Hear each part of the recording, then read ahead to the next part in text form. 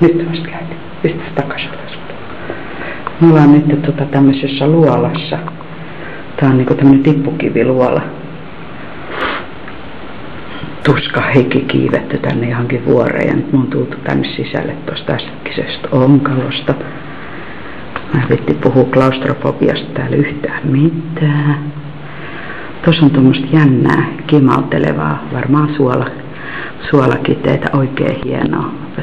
Pysäytäpä valo siihen. Saanko mä yhtään zoomattua siihen, että sit näkis vähän. Okei.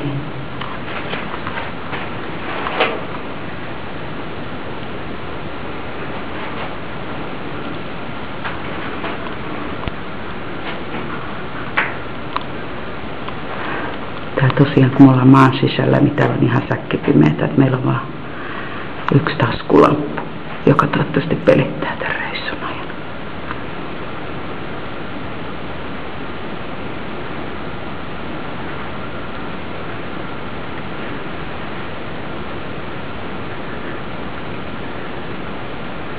Okei, me jatketaan matkaa.